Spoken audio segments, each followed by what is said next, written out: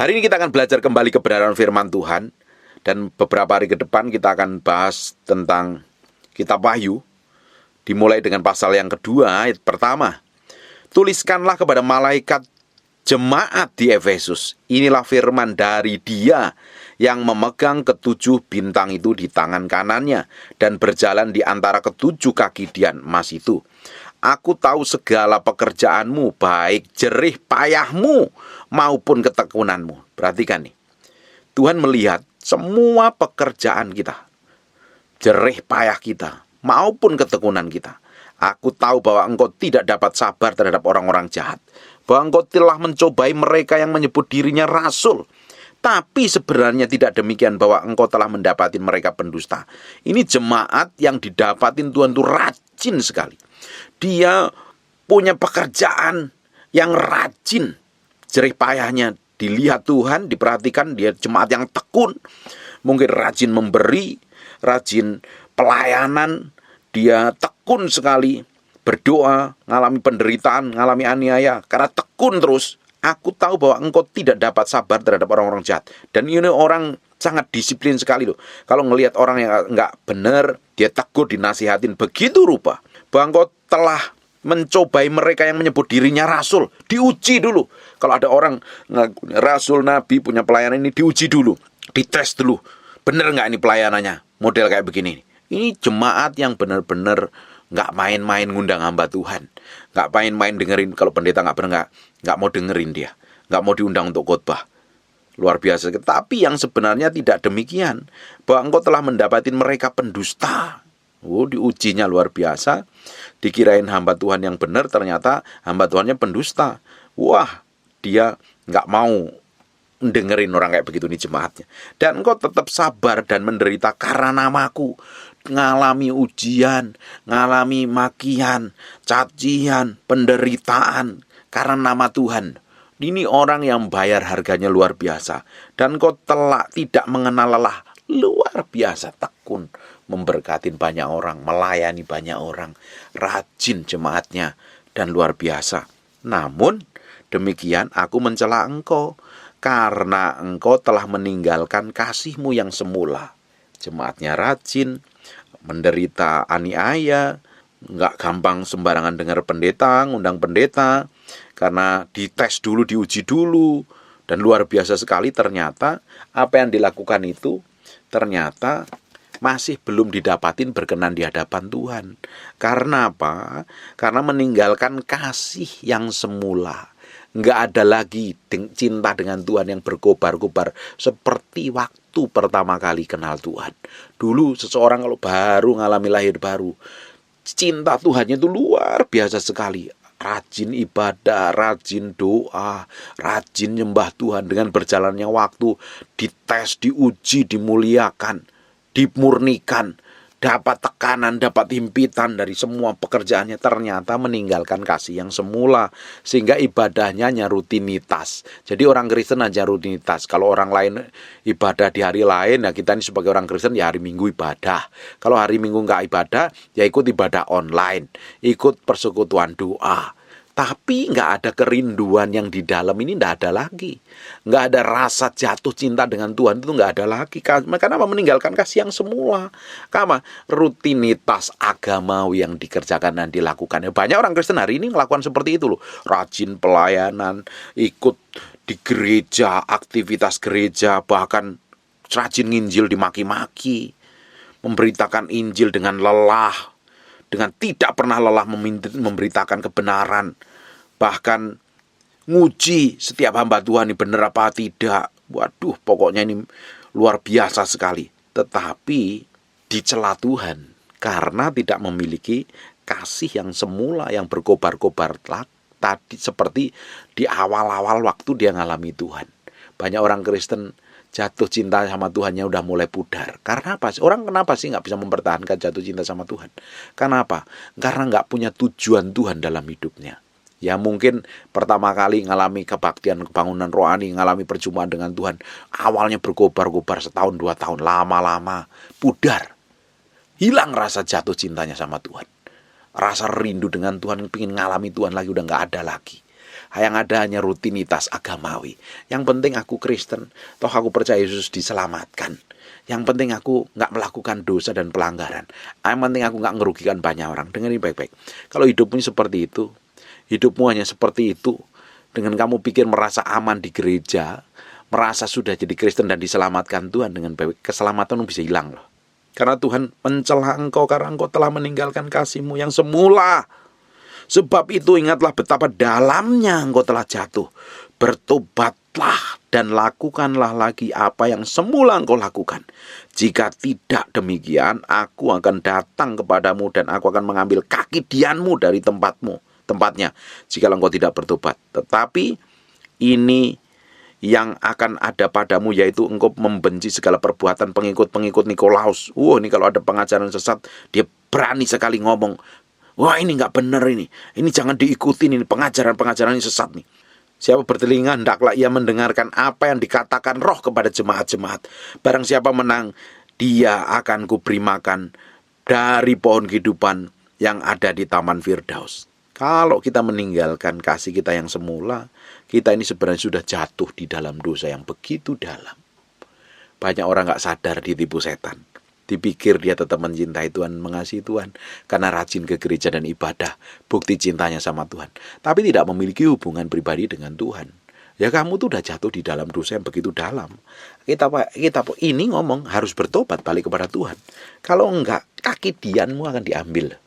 Tidak ada penyertaan Tuhan di dalam hidupmu. Tidak heran ada orang-orang yang sudah nggak punya gairah dan passion dengan Tuhan. Hidupnya biasa saja, nggak jadi berkat. Hanya bertahun-tahun ya seperti itu saja. Nggak pernah punya kerinduan lagi dengan Tuhan. Pingin ngalamin Tuhan. Bergaul intim dengan Tuhan. Memberi waktunya lebih banyak. Bergaul intim dengan Tuhan berjam-jam dalam hadiratnya. Dia pikir hidup ya sudahlah, aku jalan hidup seperti ini. Kurang apa lagi. Yang penting kan aku nggak bikin kesalahan. Yang penting aku nggak merugikan orang lain. Cukup. Ternyata di hadapan Tuhan, kalau engkau nggak jatuh cinta seperti waktu kamu ngalami Tuhan pertama kali, engkau sudah jatuh begitu dalam, dan engkau harus bertobat balik kepada Tuhan. Jangan sampai kaki dian itu diambil daripadamu. Amin. Coba dicek masing-masing hari ini. Benar nggak hari ini saya ini bergelora, roh saya ini menyala-nyala. Hendaklah rohmu menyala-nyala dan layanilah Tuhan. Berkobar-kobar, benar nggak? Tiap hari pingin bergaul intim dengan Tuhan. Tiap hari pingin duduk diam di kaki Tuhan, pingin dengerin suara Tuhan. Apa sih sebenarnya Tuhan mau dalam hidupku? Benar nggak hidupmu ini selama ini benar-benar mencintai dan mengasihi Tuhan? Bukti kita ini mengasihi dan mencintai Tuhan ya, dari terbukti, terpancar, terlihat dari karakter, sikap, dan perbuatanmu. Benar kamu mencintai Tuhan apa tidak? Benar kamu mengasihi Tuhan apa tidak? Sungguh-sungguh kamu mengasihi Tuhan apa tidak? Kalau tidak, ya akan menjadi percuma dan sia-sia. Ternyata ngomong cinta Tuhan, perbuatannya nggak mencerminkan kebenaran firman Tuhan. Bertolak belakang dengan firman. Rajin ibadah, perbuatannya di luar jahat, mulutnya kotor, mulutnya najis. Pembenci, pemfitnah, tukang caci maki, penipu, dan jahat di mata Tuhan. Buat apa? Apakah benar kita mengasihi Tuhan? Kalau udah seperti itu, hatinya itu udah jauh daripada Tuhan. Orang-orang yang nggak memiliki rasa haus dan lapar dengan Tuhan. Orang-orang yang tidak memiliki kerinduan dengan Tuhan. Orang-orang yang tidak memiliki benar-benar hidup takut akan Tuhan. Hidup mengasihi Tuhan dan hidup mencintai Tuhan. Orang itu menjadi orang yang sembarangan dan sembrono loh. Boleh dia beragama Kristen, karakter, sikap, dan perbuatannya tidak mencerminkan kemuliaan Tuhan sama sekali. Jadi orang yang jahat, munafik, keras kepala, sombong dan belagu. Ternyata harus dijaga kerinduan, kehausan, dan kelaparanmu akan Tuhan setiap hari. Keintimanmu dengan Tuhan setiap hari. Pergaulanmu dengan Tuhan setiap hari harus dijaga supaya kita memiliki roh yang menyala-nyala. Tidak meninggalkan kasih yang semula. Kalau kita meninggalkan kasih yang semula, kita ternyata nggak didapatin berkenan di hadapan Tuhan. Bukankah yang kita kejar adalah perkenanan Tuhan? Bukan rutinitas agamawi. Minggu ke gereja ikut ibadah ini tapi nggak punya cinta di dalamnya. Seperti hubungan suami istri yang nggak ada cinta di dalamnya. Hanya sekedar menjalankan hubungannya mungkin karena memberatkan anak-anak, tapi nggak ada cinta lagi. Hambar di dalamnya. Isinya ribut, gegeran, berantem, gampang tersinggung, gampang marah. Buat apa? Bukankah kita ini harus membangun hubungan yang mesra dengan pasangan kita, dengan penuh cinta, dengan kehangatan. Tapi kita hanya mempertahankan hubungan itu karena ada anak mungkin. Ada satu dan lain hal. Pernikahanmu akan kacau dan berantakan. Kamu gak punya kerinduan sama sekali. Pengen deket pasangan untuk cerita ngobrol. Pengen ngerti bekerja sama dan lain sebagainya. Sama. Kalau kita ini sama Tuhan gak memiliki hubungan kedekatan dengan Tuhan. Terus Tuhan kamu anggap sebagai supermarket. Kalau kamu perlu butuh datang. Kalau enggak ya gak datang. Kamu anggap Tuhan sebagai pemenuh hasratmu, kepuasan dagingmu dan hawa nafsumu sendiri.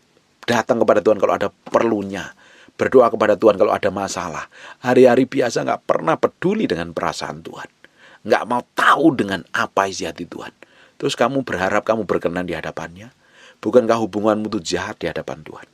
Kita pikir kita bisa datang kepada Tuhan, berdoa minta ini minta itu, tapi hari-hari biasa kita gak memiliki hubungan pribadi dengan Tuhan. Tanpa kamu sadarin, hidupmu sudah dicela oleh Tuhan. Karena kamu meninggalkan kasihmu yang semula. Tidak didapati berhidup berkenan di hadapan Tuhan. Ya buat apa kalau kita melakukan segala sesuatu gak berkenan di hadapan Tuhan?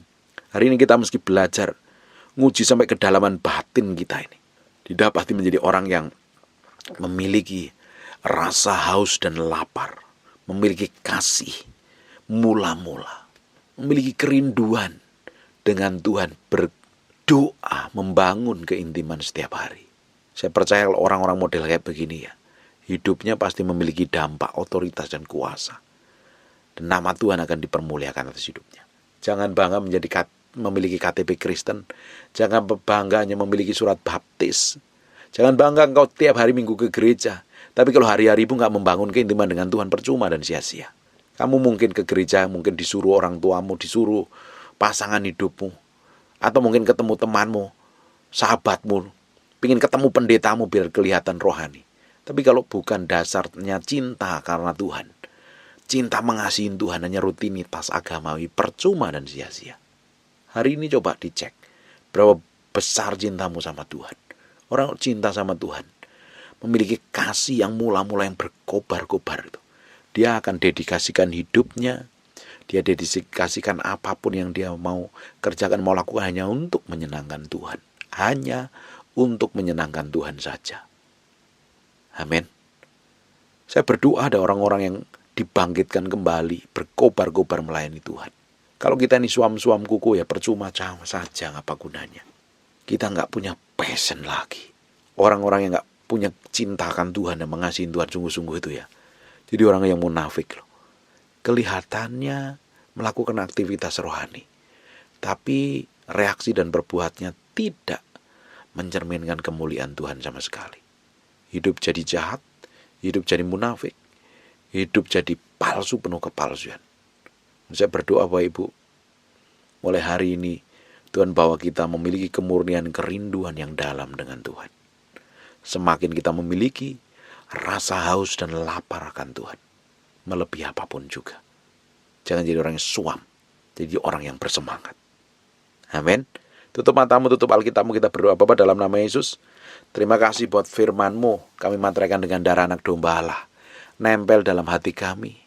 Terpahat dalam loh batin kami yang dalam. Terima kasih ya Tuhan. Kami kembalikan segala hormat, pujian, pengagungan buat Raja kami yang maha mulia. Dalam nama Tuhan Yesus Kristus. Berkati semua orang yang mendengarkan firman yang hamba-Mu sampaikan. Mereka dijamah Tuhan, diberkati Tuhan, diurapin Tuhan. Dan Tuhan campur tangan, membawa di mereka, orang yang mendengar firman ini, pekerjaan yang dibuat berhasil, sukses, dan mengasihi Tuhan melebihi apapun juga. Bangkitkan cinta mula-mula mereka, mengasihi Tuhan melebihi apapun juga. Tuhan mau berdoa untuk orang-orang yang sakit, oleh beliur-Mu, oleh darah-Mu, disembuhkan dan dipulihkan Tuhan. Ayo berdoa dan mengucap syukur. Tuhan, terima kasih buat firman-Mu, bahwa kami terus mencintai dan mengasihi-Mu lebih dari apapun juga di muka bumi. Ajarin kami terus menaruh hidup kami sepenuhnya di hadapan Tuhan. Dalam nama Yesus. Haleluya. Amin. And God bless you.